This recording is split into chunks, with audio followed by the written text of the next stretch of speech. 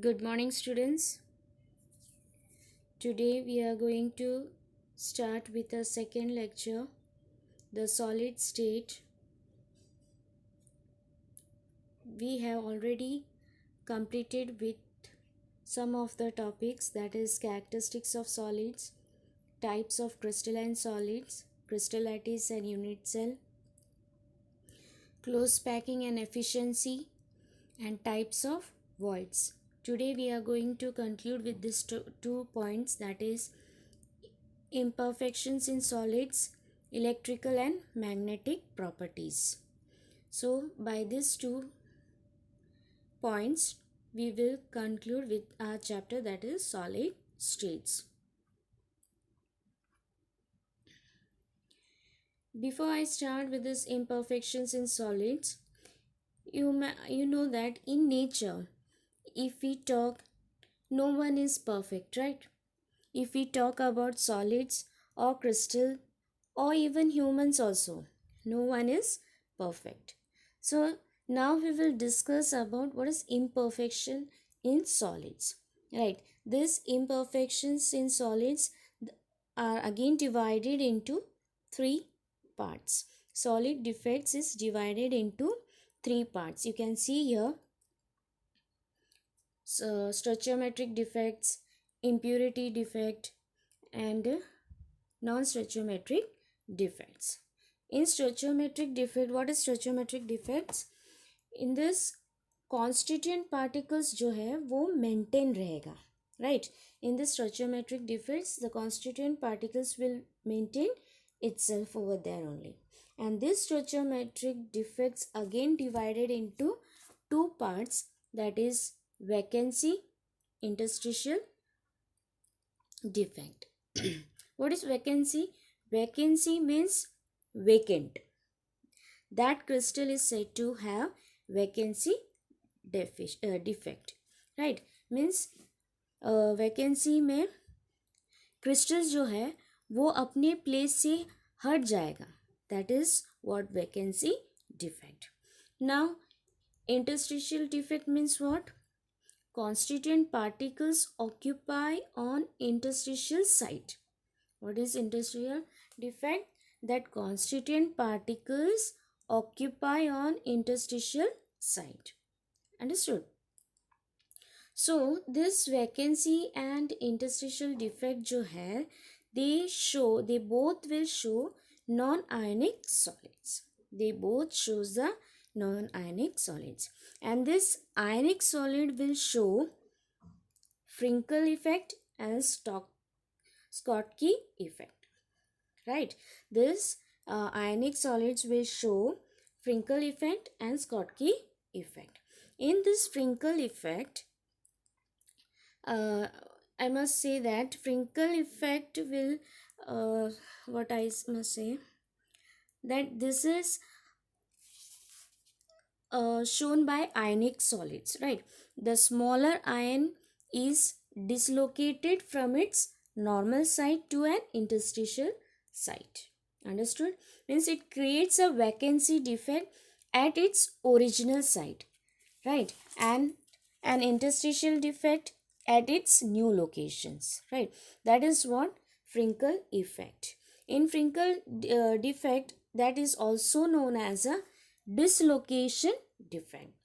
Frinkel effect is also known as dislocation defect. It does not change the density of the solid, but when you see this vacancy and interstitial defect, which is a part of stoichiometric defect, they will show very they will show the defect which increase the density of a substance. But in Frinkel defect, it does not change the density of the solid. Frinkel defect is shown by ionic substance in which there is a large difference in the size of ions, right? So they shows the ionic substances. In that, there will be a large differences in the size of ions. Here the example I had shown you, ZnS, AgCl and AgBr. This is due to the size of small size of Zn and Ag plus ions. Okay, so this is what the Frenkel effect. Now the Schottky effect, in that it is basically um, mostly it is asked in the question exams also, and this shows only the vacancy defect. Here the Frenkel effect was, the combination of vacancy and interstitial defect. The Frenkel effect was the combination of both this vacancy and interstitial, but in Schottky effect you will see only the vacancy defect. In this example is given NaCl and AgBr. It is basically vacancy defect in ionic solids. Okay, so this Frenkel and Schottky effect will show only in a ionic effect, and vacancy and interstitial defect will both shows the non-ionic solids. Understood?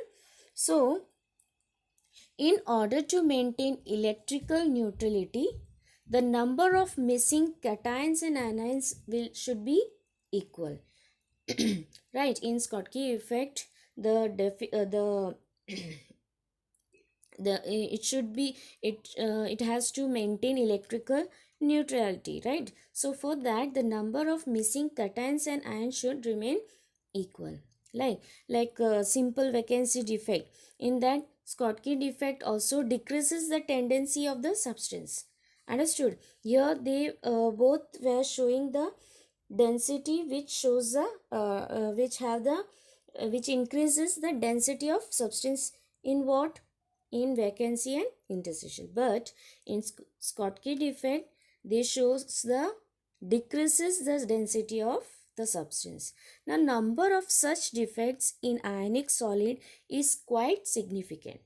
For example, NaCl, just like I told you, NaCl, there is approximately 10 raised to 6 pairs per centimeter cube at room temperature, right? So 1 centimeter cube means there are about 10 raised to 22 ions. Thus this, there is one Schottky defect which is per to 10 raised to 16 ions. This Schottky defect is known by ionic substances in which the cations and anion are of almost similar sizes. Understood? They are almost similar sizes. That's why the example which we have given here, NaCl, AgBr, and one more thing is that KCl, right? It may be noted that this AgBr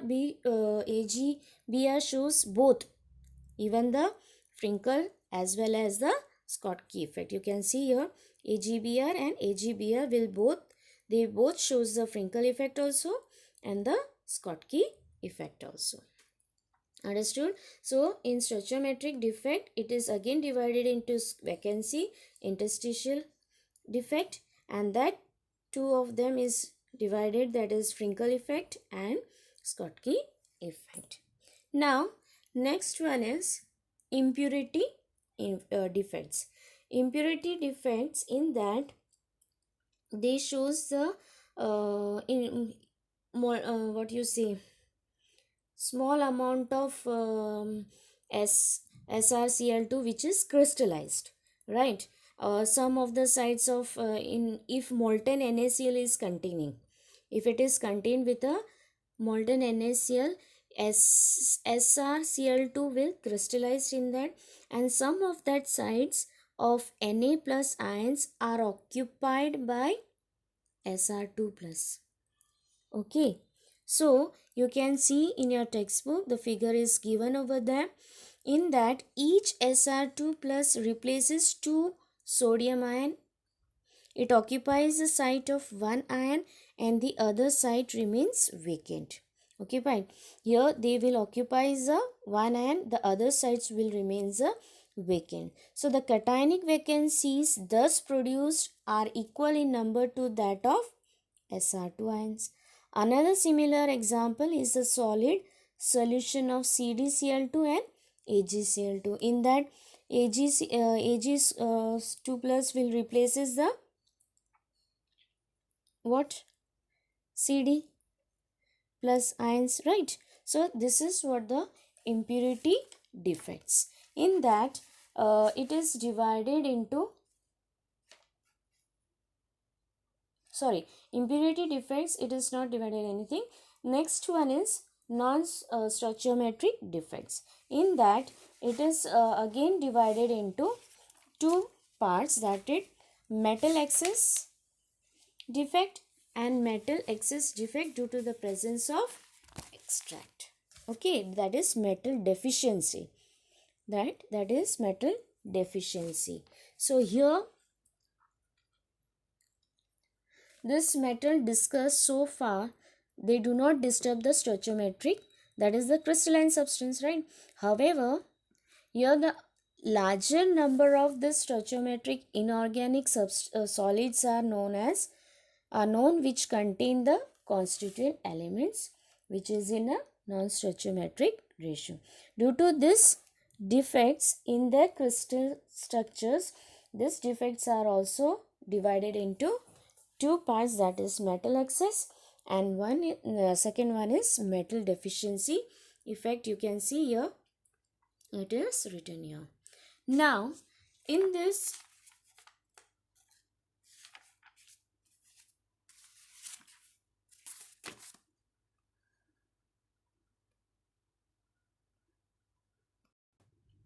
here you can see that metal excess defect, which is due to the presence of extra cation interstitial sites.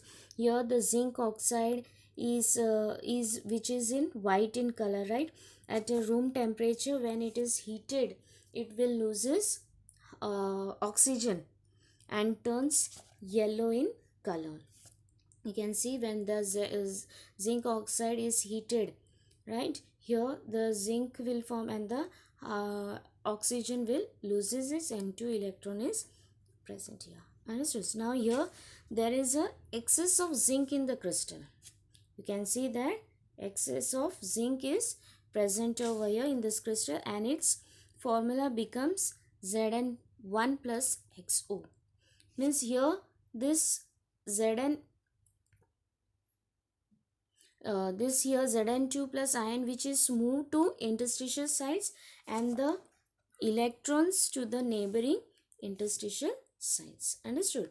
This is what the metal excess means. When the excess of heating is there, it form excess of zinc in the crystal, right? Next is metal deficiency defect. In that, there are many solids which are difficult to prepare, right? So they contain less amount of the metal as compared to the stoichiometric portion. A typical example of in this type is FeO, which is mostly found with a composition of iron, that is 0.95. It may actually range from Fe, that is 0.93 oxide, to Fe 0.96 oxide. In crystals of Fe oxide, means iron oxide, some Fe cations are missing, and the loss of positive charge, which is made by the presence of required number of this Fe3 plus ions. Understood? So this is what the metal deficiency effect means. Here the metals which is requiring the number of Fe3 plus ions. Understood? So this is what about all the imperfections in solids.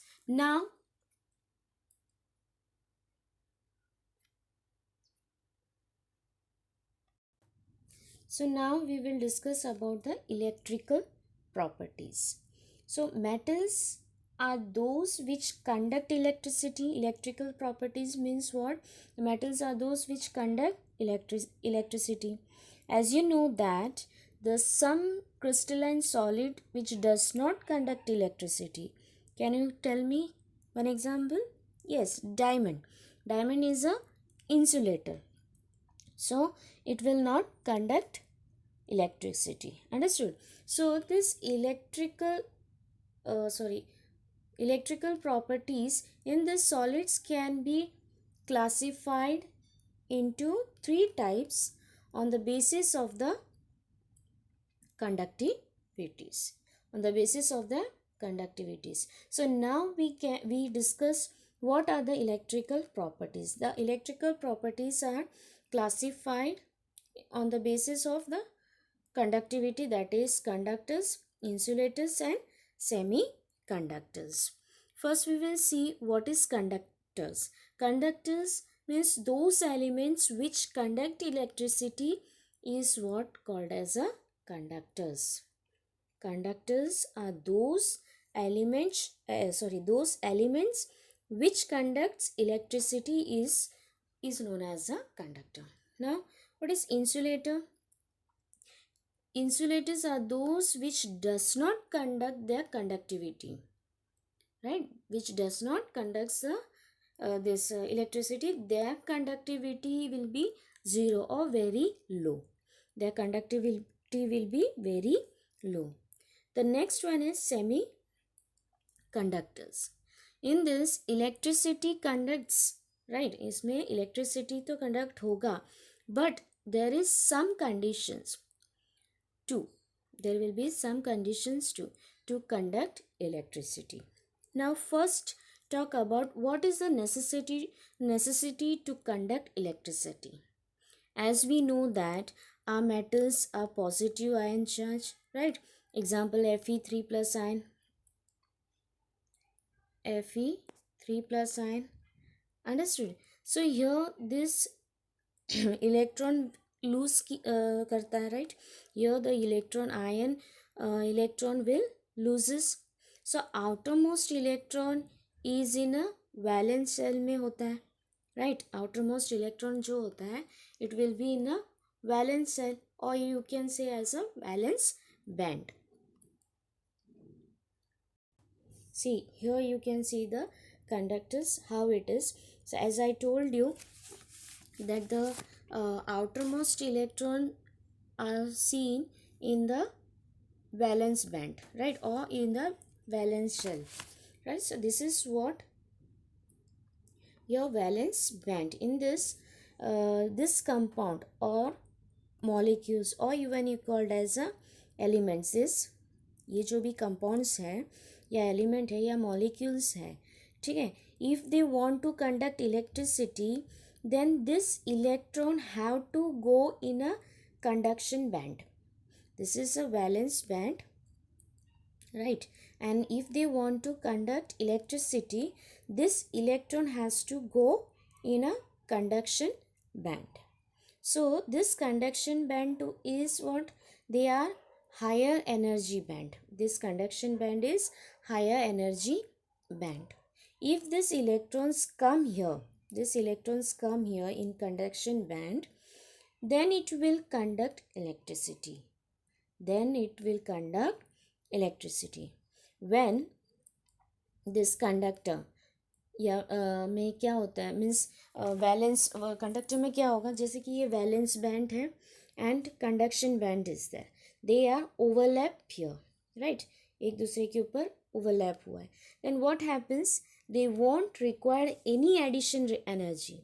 यहाँ पे जब एक दूसरे के साथ overlap हुआ है, they will not require any addition energy from valence band to conduction band. यानी वैलेंस बैंड से कंडक्शन बैंड में जाने के लिए they will not required any additional energy. So that means it is a conductor.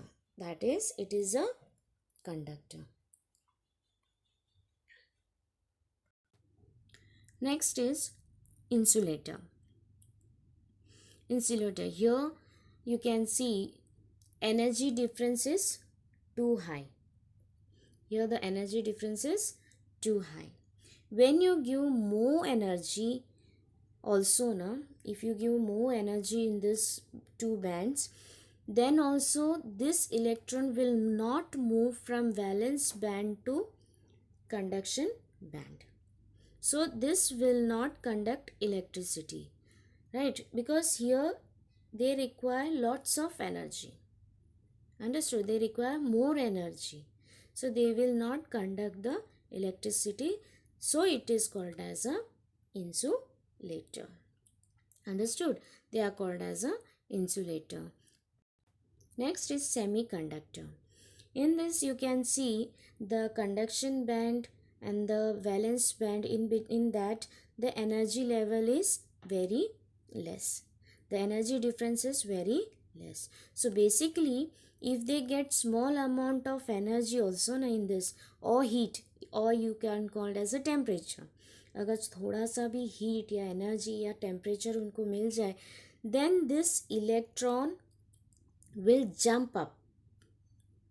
This electron will jump up to the conduction band.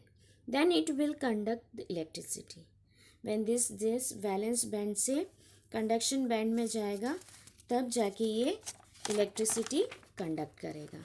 So semiconductor का example अगर मैं दूँ, group 14, group 14, in that germanium and silicon. ठीक है, these are the group 14 examples which I had given you, that is germanium and silicon. Yes, today's technologies, it is very important, right? Cell phone, PCs, this all are using the semiconductor properties. They all are using the semiconductor properties. In this, what happening means, they some electrons may means they having some types of behavior which shows these types of properties. So the conductivity of this semiconductor is too low to be practical use. So here it is increased by adding an appropriate amount of impurity. This process is called as a doping process, right? Means जो conductivity को increase करेगा एक appropriate impurity के साथ, that process is called as a doping. This doping can be done with an impurity which is electron rich or electron deficient as compared to the intrinsic semiconductor, that is silicon or germanium. So such impurities introduce electronic defects in them. Understood? That is electron rich impurities, electron deficient impurities. Understood? These are the things which are introduced in this chapters. Next we will go with the magnetic properties. In this, whenever charge particles, right, जब भी कोई भी charge particles, this you can read here, every substance has some magnetic properties. This properties lies in the electrons. Each electron in an atom behaves like a magnet. Note this, they behave like a magnet. Electron will revolve around nucleus. It spins around its own axis also. So these are what about the magnetic properties. You can see here, whenever the charged particles rotate, then a magnetic field जो है that will generate. Understood? That will generate, that you have studied in your physics, right? In elements, all electrons are there. In elements, all electrons are there. One electron will will revolve around this nucleus. One electron will revolve around this nucleus, right? So charge particles होते हैं, it means magnetic field generate करेगा. Understood? जब ये revolve करेगा nucleus के इर्द गिर्द, it will generate what? Magnetic field. Understood? Similarly here axis पे भी रोटेट करते हैं, राइट? यानी अर्थ रोटेट करती है तो ही डे और नाइट होता है, मीन्स तब जाके डे और नाइट होता है. जब अर्थ रिवॉल्व करती है मीन्स ईयर और वेदर चेंज करते हैं, right? So this is what all about the magnetic properties. Now this is magnetic property is measure in the unit called as bar magnet. They are called as a Bohr magneton, right? That is mu b, and it is equal to 9.27 into 10 raised to minus 24 4 Armstrong meter square. Understood? So here this is other things. Now these magnetic properties are divided into 5 parts. They are divided into 5 parts. Here you can see the substance are classified into 5 categories, that is paramagnetism, diamagnetisms, ferromagnetism, then anti